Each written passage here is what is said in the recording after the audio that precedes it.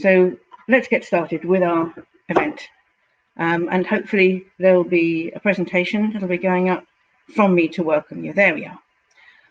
So just in case we haven't met before, I'm Jane Duncan. I'm past president of the RIBA, and I've been chairing the RIBA expert panel on fire safety since Grenfell, when in fact I was president. Next slide, please. And this, of course, is the catalyst. It was the 14th of June, 2017.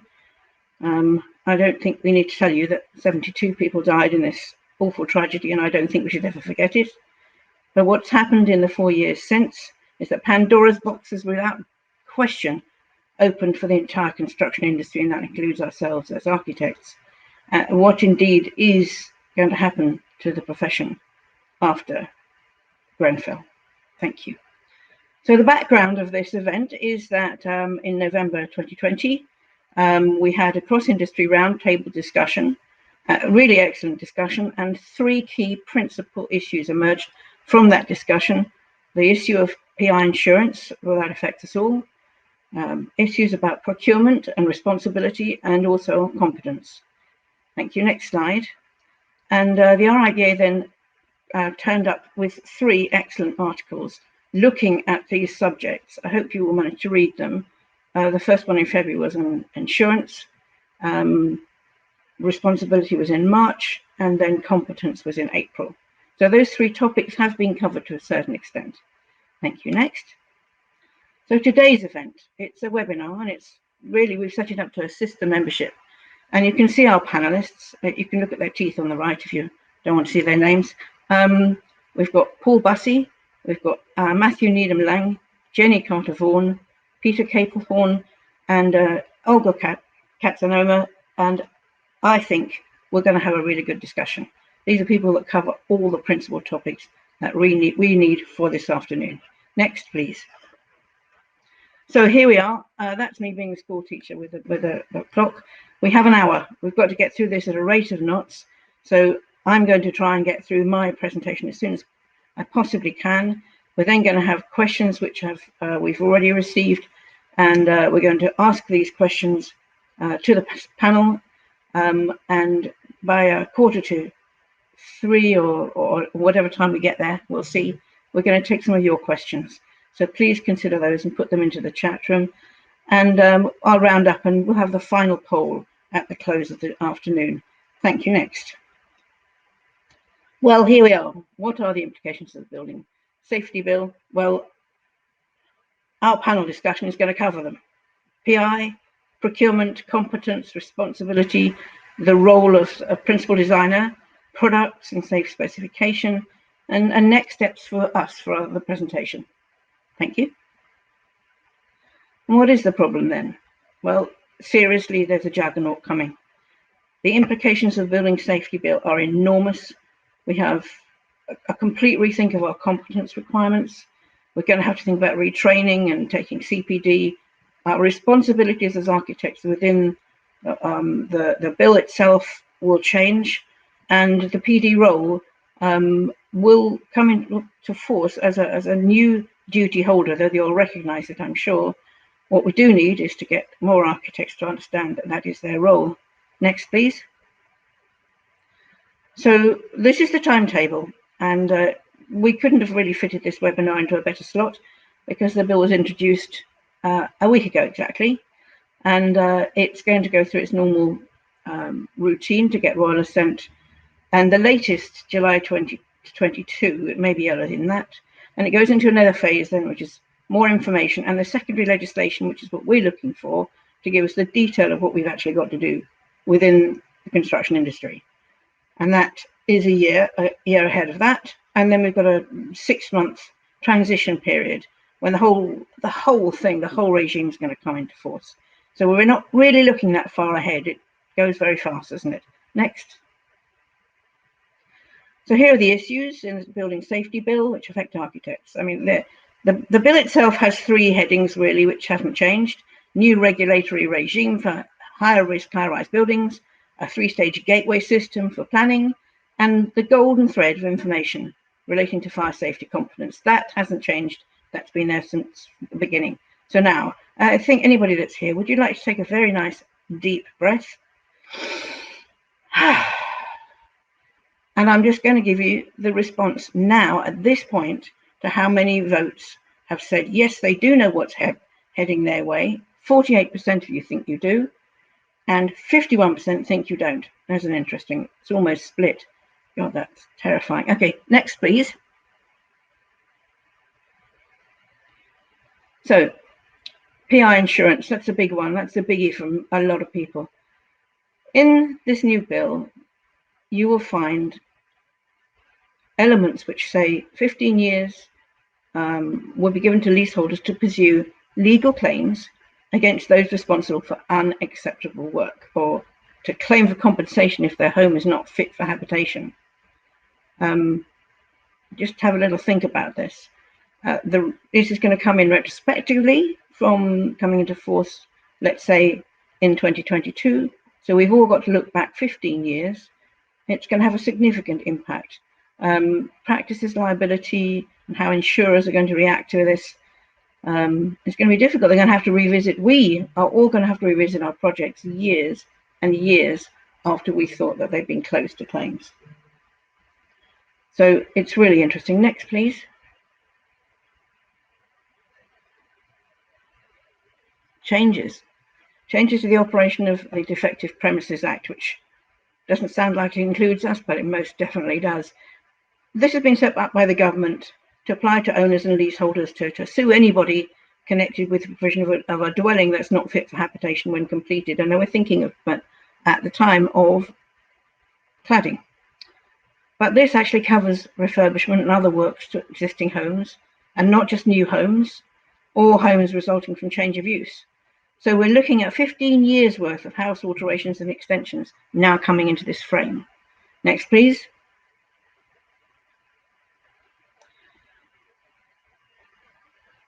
Continuation. The DPA applies to any design, any workmanship, or use of materials issues, and it's said to render a dwelling unfit for habitation. So I imagine the lawyers are the only ones that are going to be able to decide that. Nonetheless, we have one to ask the question of this afternoon. The requirement is on the landlords to take reasonable steps to obtain costs from third parties. And let's see if we can guess who that's going to be. But it's including insurance or indemnity from anybody involved in designing or carrying out works on a building before they pass costs on to the leaseholders. The scope of works is still to be defined, but it could prompt claims against the design team. And I don't suppose I'm the only person that has been an architect left as the last man standing with PI when everybody else has disappeared off the face of the planet when something's gone wrong. Next, please. Then the role of the ARB is changing. They now have new powers to monitor and assess competence of architects throughout their careers, and they would use deed registration as an ultimate sanction, apparently. They have the powers to publish disciplinary orders against an architect through their professional conduct committee. That's not a huge change, but nonetheless, what we're now looking at is the government working with the ARB to determine the length of time a disciplinary order is remaining on the register. That could be very difficult for practices, I think. Next, please. So the next one is competence.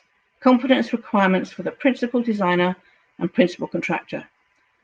The principal designer, and you need to listen carefully with this, will be effectively signing off on the safety of a building's design, and not just the design as it affects work on site. It's a more elevated role, and we'll be talking about that a little bit later. Next, please. So what's going to happen? It's going to be tough. We're going to need more training. We've got to talk about and sort out procurement and contract. And we, architects, we've got to take more responsibility. Next.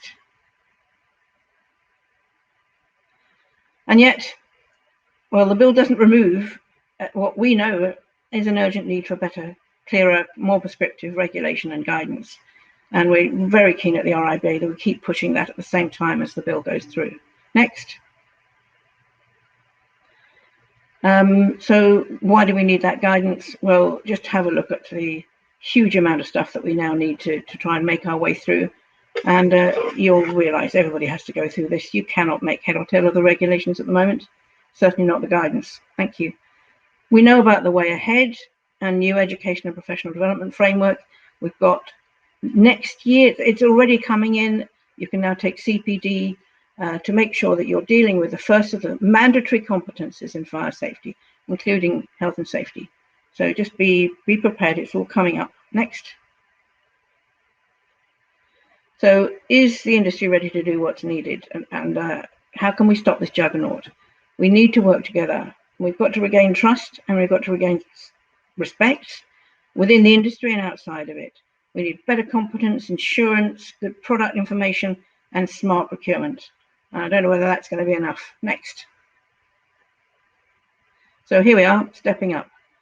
And I say, well, architects, to be honest, are definitely best placed to deliver this. And then if it's not us, then who is it? Thank you. Next. I think that's the end of my presentation. Now we're going to discuss it with the panel. Thank you very much. Let's move on, and I'll introduce you to your panel. And here they're coming in. We don't need my presentation anymore. I'm sure you can see their faces. Right, so let me introduce you. You can see we've got Olga. This is in the order I'm looking at them: Olga, Paul, Matthew, Peter, and Jenny. So we're talking about indemnity insurance. We know that there's a juggernaut hitting us. It's difficult enough already. So Jenny, may I bring you in, please? And then I may follow up. But Jenny, you know what we think's happening. Yes. Can you sort us out? Well, I don't know if I can sort you out. I'll give you some thoughts about it. I suppose the good news is that premiums this year and the policies this year are stabilising compared to last year. However, that doesn't mean premiums are coming down, and it doesn't mean that we're out of the woods for this at all, because insurers really are still putting some quite tough clauses on policies, which actually does reduce the cover that architects are getting. There's quite a few bits which are coming up in this act which worry me. And I suppose one of the big things which significantly worries me is the 16 to 15 years opportunity for your clients to have a bit of a pop at you to try and get some money back. Now, this kind of reminded me very much of what happened within financial services when there was a big crisis with regard to the PPI claims which came in, and essentially they removed the retrospective defence levels, and that caused a significant problem in the financial services industry for their PI insurance policies, meaning a lot of people went out of business. So I think one of the things which will be interesting to see over the next few months or so will be, how is that going to be applied? Because if this retrospective ability to take action is going to be applied in accordance with this act which is coming through, we're looking at architects who essentially have got basically they seem to me, as the principal designer, to be left holding the baby, the person responsible for making sure that the building is fire safe. So if we think back to any particular buildings which you've designed in the last 15 years, which have got soft panels on, this could just be a field day for ex-customers who are looking to recoup the costs of recladding their building. Now, I've moved into the side here, Jane. Does that mean you want me to be quiet for a moment?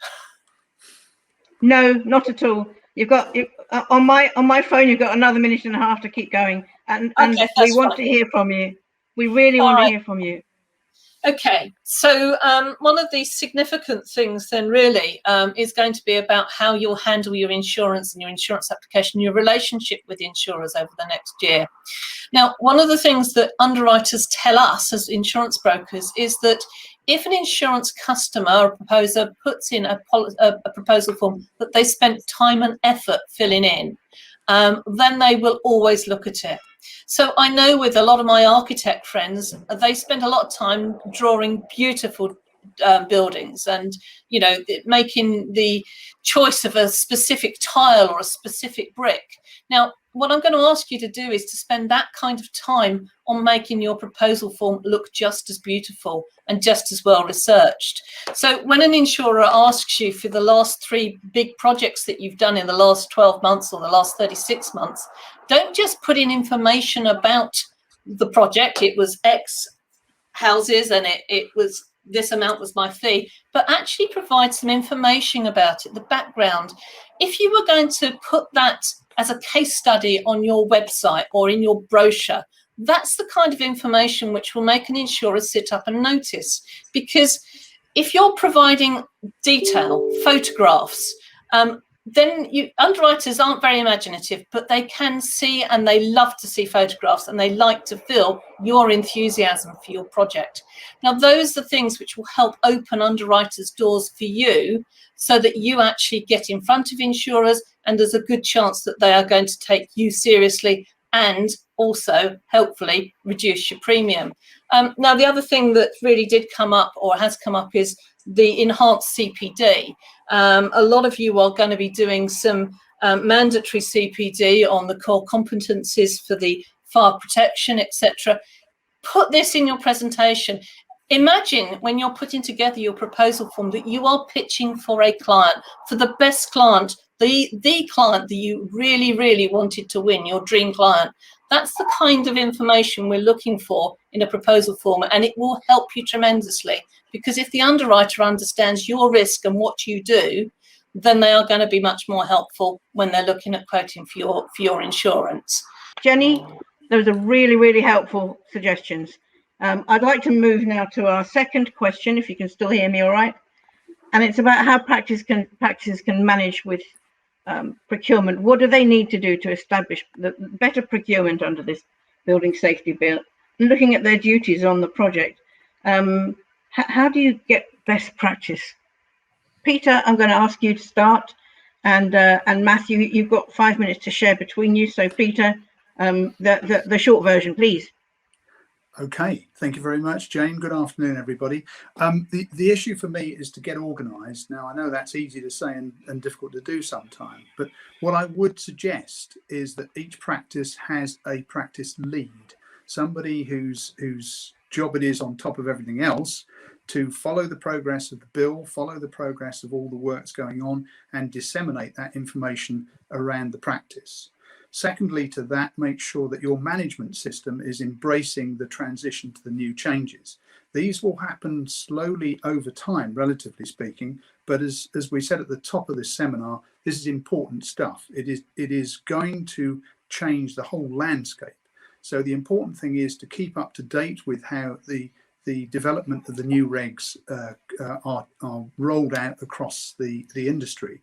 Some of the work in terms of the liabilities is very much paralleling the current CDM regulations, and I would advise everybody to maybe have a brush up on CDM details and CDM responsibilities, because there are lots of parallels as to how we go forward. Look at the government website on a regular basis. Look at the CLC website on a regular basis, as well, of course, as the RIBA. Important information will be coming out on a regular basis running through that. Next is making sure that your clients understand the changes that are coming. So again, along with the responsibilities of keeping up with what's coming out from government, it's making sure that some clients will be better briefed than others, but trying to bring those up to speed ahead of time, ahead of the details of the project is a really useful way to go. Don't forget also that we've got to realign with gateways, and the first gateway coming in on planning is with us very, very soon. Those gateways will make a change to the way in which we need to get information together. My final couple of points is make sure that you are, again, liaising with others in the team, because other duty holders will equally be on this journey, and you can't guarantee that they will be as up to speed as perhaps you are. And so, again, a bit of liaison in terms of how that is working for them may help you go forward. And my final point is we hear a lot about the golden thread and the necessary movement we've got towards digitalization. I would say every practice needs to have its own golden thread to run through how it actually is approaching this new world of a different industry, an industry with much higher levels of competence, much higher levels of expectation. And I've got to say, it has attracted a greater level of sanction and a greater level of regulatory oversight, which is the thing that perhaps is going to keep us honest, but certainly a realism that architects have to pay attention to. And that finishes my slot. Jane, thank you. Thank you very much, Peter. Very well ordered slot, thank you. Matthew, I'm going to come in and wonder whether I could ask you, in regard to procurement, we've had lots of questions. I've had a lot of questions about design and build and whether or not that's appropriate now under the Building Safety Bill. And what do you think? Jane, yes, I think this is one of the most difficult areas actually under the bill for architects to manage. And I look at procurement, if you like, from the inception and appointment of the professional team all the way through to the construction and then completion, and the contracts that form the framework that set out the legal obligations or the contractual obligations for the parties involved. And of course, we've been talking about design and build for, well, I was talking to Paul about four or 5 years now. We've been talking about it. The bill itself doesn't really lend itself to design and build. You get to the second gateway, and the assumption is that it's the design's sort of completed and it's handed over to the contractor, who then takes over as the principal contractor and builds it. And I spent the last sort of 20 odd, 30 odd years in construction and engineering law trying to develop contracts that compress that whole process so that construction can take place before design is finished. And hence you end up with things like management contracting and construction management. So I think it's going to be very interesting how this is going to pan out, certainly for high risk buildings, obviously. And I think it's the area where the architects have least control, really, because often they are not the people that determine the procurement process in that wider sense of, you know, what contract are we going to use to get this building built? They are sort of on the receiving end of being told it is going to be design and build, or it is going to be construction management, or whatever. And so I think a lot of it's the area where the architect got least control. I think over the design process, they will have control over that, and they should be able to manage that. But as soon as it goes into the construction process, I can see that's going to be very difficult. And I am not yet, I don't see quite how that's going to square, that the processes that are in place at the moment and that are adopted, how they can, the contracts that are adopted, how they can square with this aspect of the bill. I think we might see, in order to get around this, and I know there is discussion in government, more collaborative contracts. And I know collaborative contracts have now been around probably for about 20 years. They're not used that regularly, but as a result of this bill coming through, it may well be that they come to the fore, particularly for higher risk buildings, where you have to have that collaborative process because the design isn't going to be finished, or I doubt it's going to be finished, when you get to stage gateway 2, and you'll still be doing some design, even if it's only sort of slightly minor. But of course, minor. Can I? I'm going to have to stop you there because we're out of time on this one. But I do think that this building safety bill needs to be looked at in terms of more collaboration. Whether we can ever get it working, goodness me, I'm old enough to have seen a whole swathe of different collaborative contracts and ways of working, but who knows? It would be very nice to think that we can start looking at it like that. Thank you so much, Matthew and Peter. We're going to go on to the next question, which is about products and specifications, the code for construction product information, and what's required. And we've got two great speakers on this. We're hearing from Peter yet again, and to Olga, who's going to come in and put the supplier's perspective, which I think is one thing that we really, really need to have. So very, very good. I'm glad that we've got both of you. Peter, I don't know whether you'd like to start or Olga. Maybe we should start with Olga to start with, since we heard from you already. Olga, right, I've got my little stopwatch here, so let's get started. Thank you very much. I can't see, there you are. You're muted, Olga. Thank you, Jane, and thanks everybody. Yes, so I think I'd like to comment around products and the specification.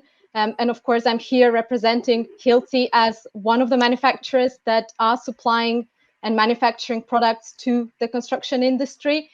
In particular, the product categories within our portfolio that are considered safety critical and obviously fit into fire protection segment. I think since the Hackett report and obviously after the Grenfell strategy, what has been really evident is the fact that manufacturers have been scrutinized a lot more, and there was quite some criticism around the product information that's available out there, the marketing messaging, and at least for us as a manufacturer, we have over time prided ourselves about the quality of our products, about the quality of the information.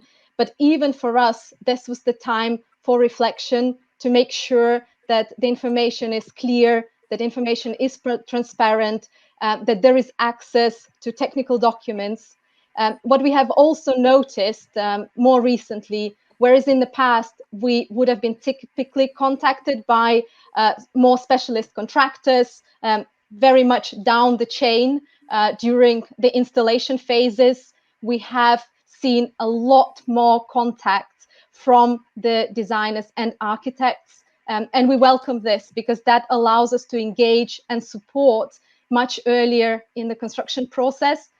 It also has challenged us to think beyond our previous tools. So, for example, how can we make product information available, but also how could we make sure that our products can fit into the BIM models, right? Making sure that the information is also visible and transparent. And into the future, how could we enable a creation of design software? How could we support the industry through design services, BIM services? So we have really seen this as the time where we, as a manufacturer, had also raised the bar, had to raise the bar in the information that we provide. Thank you very much, Olga. That's absolutely fantastic to hear. Peter, you've got a slightly wider remit here. It's over to you. You've got another couple of minutes. Let's see. Nice, quick, succinct. Jane, thank you very much. So the Code for Construction Product Information is as a direct response to Judith Hackett's challenge to the industry about the quality of their information. We started work on this about 2.5 years ago. We went out to an initial consultation and another consultation recently, which some of you might be aware of, to really fine-tune the code. The code consists of 11 requirements that we ask all code compliant manufacturers to address, and what the object of the exercise is to ensure that all information, in whatever way it's presented to the wider world, that information is clear, transparent, obvious, honest, and available. There are lots of built-in elements to the code that we hope will help with this whole process. We've had a great deal of supportive response from government and from industry. We are currently working our way through the fine-tuning of the code, which will be produced in a report very shortly in the next 2 or 3 weeks. We then will spend the summer working with our partners, Considerate Contractor Scheme, to ensure that they are going to be able to run it properly. So it's not us marking our own homework. It is Considerate Contractors who will be checking, auditing on a regular basis members of the scheme. Each member gets a stamp with a number on it, so people can be clear that that information has been passed by the code process. We are also looking for supporters, and that possibly is architectural practices, people who are not directly manufacturers, but people who are interested in ensuring the quality of the information that they use is up to scratch. We've identified... That's your time, Peter. Yeah. Unbelievably. 4th of November, it is launched. There we are. Thank you very much. This is really so short, isn't it? It's terribly difficult.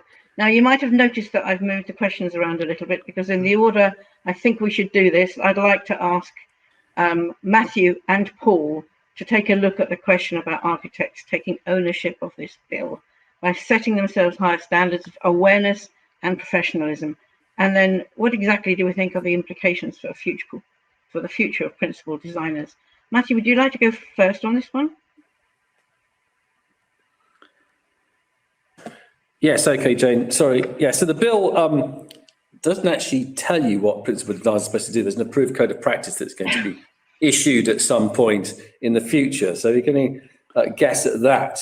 But the bill explicitly states in the guidance that the principal designer will be a designer. And I noticed that when I was reading through the bill, and I thought it's quite a strong expression of the government's intent that designers are going to be taking on this role, and it won't be just a tick box form filling exercise.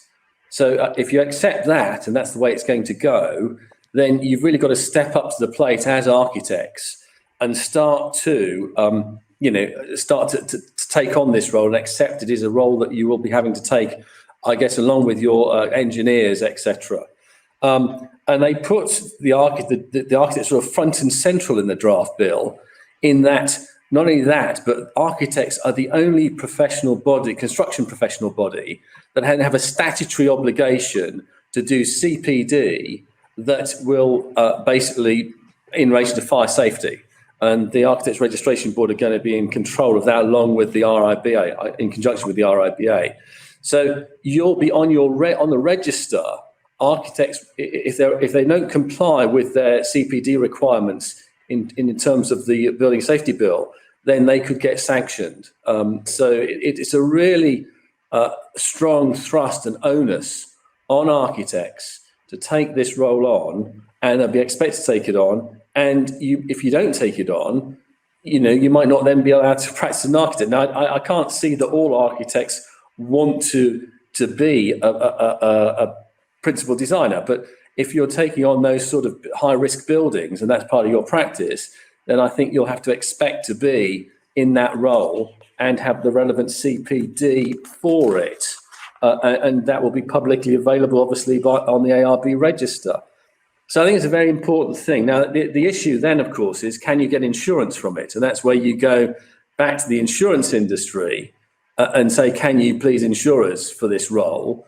And I think that's where the ARB and the RIBA, in particular the RIBA probably, need to work together with the insurance industry so they can develop this so that the insurers can be confident that if someone has undertaken their CPD and is on the register and can do this work, then they'll provide insurance for it. And it really does come down to it being underpinned by insurance, because the whole construction industry is all about how you allocate risk.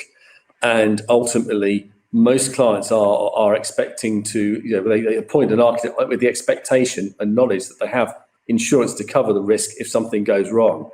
We're going right back to the first question then, aren't we? How the heck do we get that insurance? I'd like to bring Paul in, because you've been looking at this a lot, Paul, and also you've been giving CPD advice. So, okay, tell us how we do it. Thank you, Jane. And taking on Matthew's comment here that, yes, the PD is meant to be the designer or a designer, but in control of all design. It's not meant to be just in control of health and safety and fire.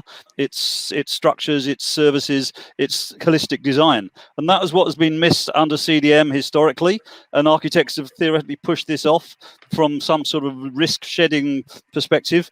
Very definitely it falls in our lap. Very definitely we need to step up to the plate and do it. But we have a seat at what's called the Interim Industry Competence Committee, who will actually be setting the level of accreditation and competence that will be expected of our members. And frankly, that's not a very high bar. It's going to be a very wide bar. It's going to massively increase our area, but we still be working with specialists. And I like to draw the analogy of the conductor of an orchestra. We don't have to know how to play all the instruments, but we need to know when it's sounding wrong and pull them together to create a symphony.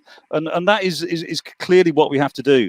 So and I love Jenny's comments about we've got to demonstrate to the industry that we can do this and get PI insurance as a consequence, and work with the MHCLG and others to say, right, this is the level of competence we expect our architects to have. There's a very good fact sheet, duty holders fact sheet, which, as Matthew says, there's not full information yet, but there's a fact sheet on the MHCLG website which explains a lot of this.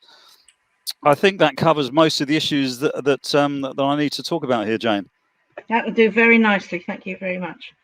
Right, we've got a final question. Well, I'm going to bring everybody in on this in the order. I don't know whether you want to put your hand up if you want to come in, but the next question is I know we're rushing through this, but we are going to ask, what are the next steps then for architectural practices? I mean, for me, the larger practices probably have technical people on board and can start talking amongst themselves to do this, but medium-sized practices like my own and small practices, what the heck do we do with all this stuff coming flying at us? So how can we get a better fire safety awareness and competence? We really need to understand how we can go forwards. Who would like to come in on this one? If you put your hand up, and I am going to come to all of you. Jenny, please come. You're on mute, by the way, Jenny. So one of the things which I think is going to be really, really important is to start to think about record keeping. And I know record keeping is not something which is particularly exciting, but the record keeping and the quality of your records are going to be the things which enable you potentially to defend claims if they're made against you. But also this is where they're talking about the golden thread. This essentially comes down to checking who you're using, the quality of the people you're using, what their qualifications are, keeping the information from the products that you're purchasing on behalf or specifying on behalf of your customers and those types of things. And if I could just pick up the point that was made just now about insurance, and I just want to make the point that at the moment, most architects' insurance policies are excluding fire critical components of the building unless they're done by a third-party expert. Now, obviously, if we're going to get architects who are going to become proper experts in this, it's going to be possible to get insurance for architects to do that work. But at the moment, the insurance industry has very little confidence that that type of qualification is available in the architect world. So that was my 2 pence for what it was worth. Thank you. I do think we need to think about this very, very seriously. We've got to prove them wrong, haven't we, really, Peter? Jane, thank you very much. So I'd go back to the point of you need somebody in the practice who is going to become your own expert if you can. If you're a sole practitioner or a very small practice, then make sure somebody is allocated or you've allocated a certain amount of time to make sure you keep up with things. I'll go back to my point resonating with what Jenny's just said about create your own golden thread of information. That's about making sure that all your information is well organized and available. And above all, choose your information sources carefully. There's lots of talk, particularly at the moment, in these early stages of the bill, different analyses you will read, particularly online, about various things. And quite a lot of it sometimes is scaremongering.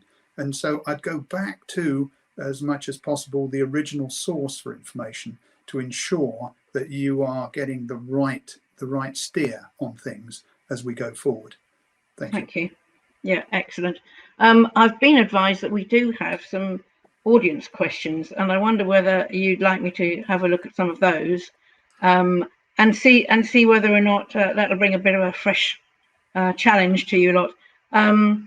Oh, here we go. This is a good one. I like this question. So, how can the industry leverage innovation and digitalization to achieve higher fire safety standards? How can we do that? Who wants to come in on that? Paul? Yeah, I'll just unmute myself. I think digitalization is certainly something that's coming. It's part of the golden thread, but nonsense in is nonsense out, and we've got to make sure we've got the right capabilities of the people putting that information in. But certainly it's going to capture, it's going to demonstrate, and as Jenny says, it will show other people how you're doing things. It will relieve the pressure on producing evidence, I think. So we've got to balance that. BIM models are great from that perspective, and I think we've got to integrate CDM and fire issues into this in a big way. So yes, very much so, but it's not the answer to all our problems. Thank you. It's not the answer. Olga, do you have any answers for us? Maybe I would add a few words on the topic as well. I think the direction set out for the industry is very clear, that we need to design and model our buildings digitally first. So creating this digital twin and learning a lot from the manufacturing industry. And I think there is a role in this for everybody, for architects, also for manufacturers. I mentioned already, we are approached a lot more frequently to supply full information around our products, including all of the dimensions, BIM objects, but even beyond, being involved much earlier in the process. And maybe a few comments around innovation. I mean, again, working for a manufacturing company, right? At Hilti, we always say product innovation is in our DNA. And when we think about our safety critical products or fire protection products, there is a lot more innovation potential out there. And I believe architects should demand more innovation from the manufacturers, also in the way we work. I just want to bring an example. So all of the products that are built into the buildings today, imagine the world where your safety critical solutions, be it anchors, be it fire stopping or any other safety critical solutions, wouldn't it be great if something has gone wrong? If your anchor bolts have become loose, if the fire protection seal has become breached, if those products were able to communicate back to you or to the different responsible people that this has occurred. And I think this is the direction, not just the digitization of data, but also the way products are built into the building and the stream back of information. And I do believe that architects should be at the forefront demanding for more innovations in the solutions, in particular in the fire area. Thank you very much, Olga. I've got two more questions I can see that I think are very relevant to us, and I'd like to try and get through them as quickly as possible, but I can see one for you, Peter. We've got a question that's talking about a high percentage of products coming from Europe. And so will the UKCA new marking from next January affect how we then specify those products if they don't have their marketing in place? How do we deal with that? It is, Jane, it is a real problem, and I know we're short for time. And we are. I could spend the next 2 or 3 hours talking about this. Could you start at about 3:30? Yeah, the bottom line is that currently there is a deadline of January the 1st next for all CE products to be marked with CA.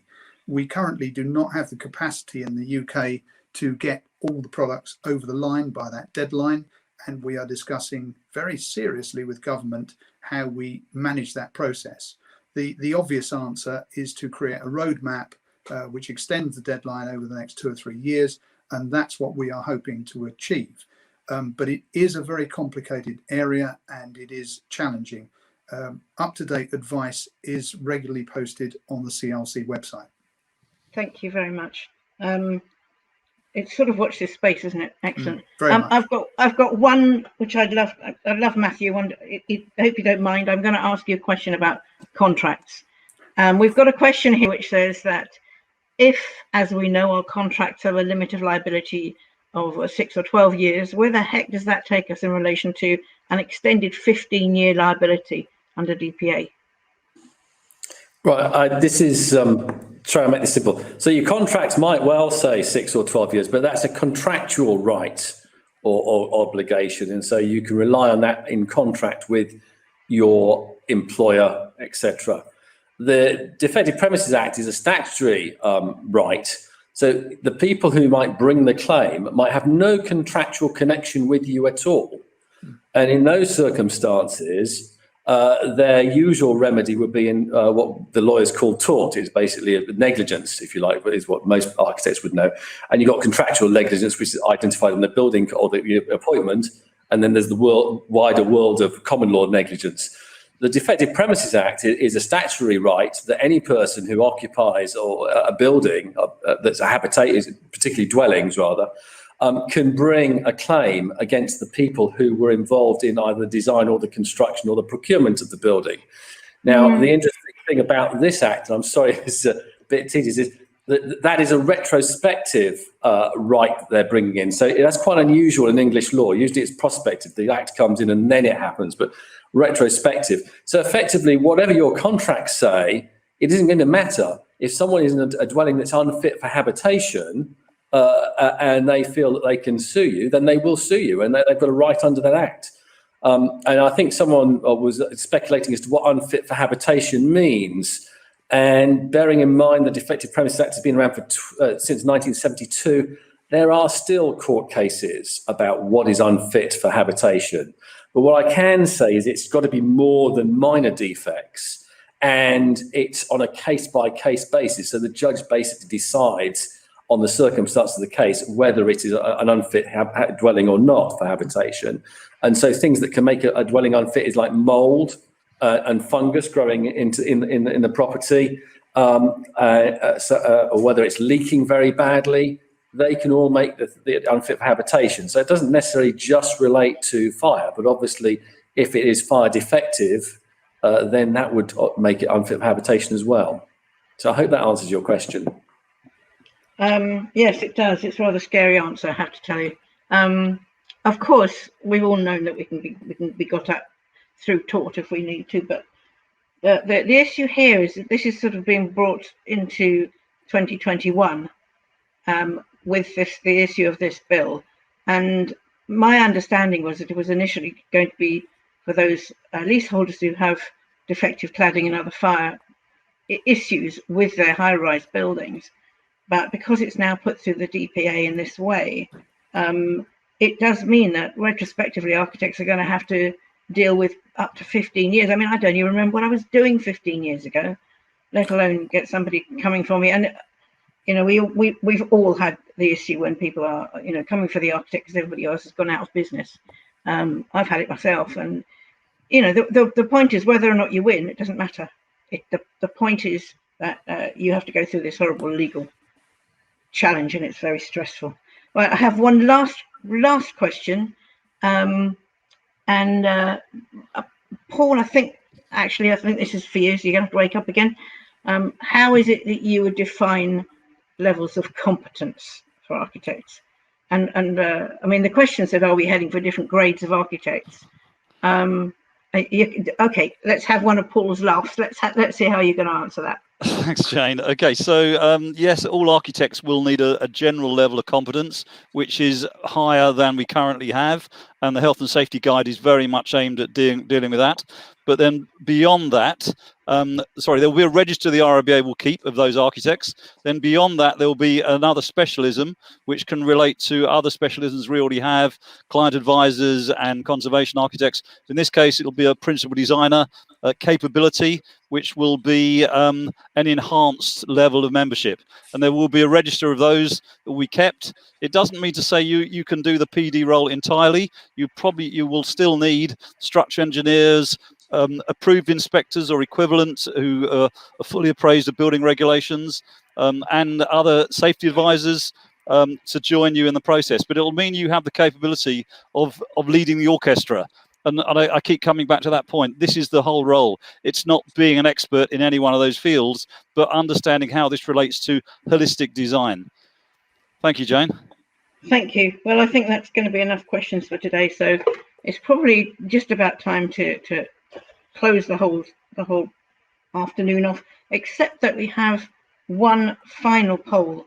And I'd really like to see if we could get that going, please. And if I can just check what the last poll is.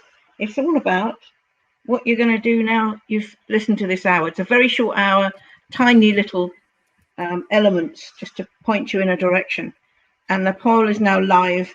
What are you going to do now? Are you going to do nothing? Are you going to wait until you've got a bit more information before you do any changes within your practice? Or do you think after today you will take some action immediately? Now you know what's coming. Let's give you 1 minute and then we're going to go for that one. Thank you.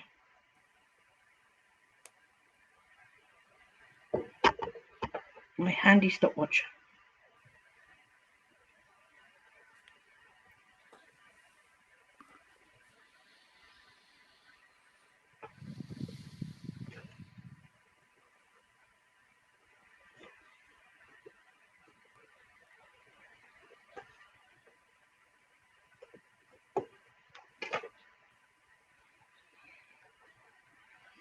Apparently there's quite a lot of people voting this time, I'm very pleased to say. I think we had over about 600 people joined this webinar, so we should get some interest, I think. Right, we're nearly there. I'm going to count now. 10, 9, 8, 7, 6, 5. Always wanted to do this. 3, 2, 1. Right, that's it for the poll. Let's see what happens to the poll. Thank you for all those people that have voted. We're very, very interested to see what you're going to say. Well, to do nothing, we had one person. Well done, you. Wait and see, 51, but take some action now, 62. So I think actually that's 54%. That's more than half. I would say well done to you panelists. You've actually made some difference in the way people are thinking about things. I don't really want to spend much time closing, because I think what I would say to everybody who's here today is please make sure you keep up to date with the website.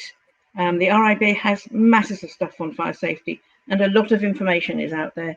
You're not going to be left on your own. There's going to be some more help. I can't tell you what it is yet, because we've got a launcher and another useful document coming out later in the week. Keep your eyes peeled for that. I think it'll help you a great deal.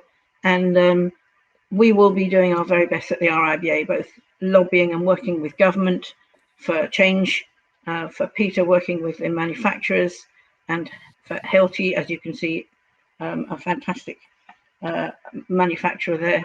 And I think I agree with Olga. We need to rely an awful lot more on the very good suppliers that we know are out there. So thank you very much, Paul, Olga, Jenny, Peter and Matthew. Thanks to our team behind the scenes. And thank you all for attending today.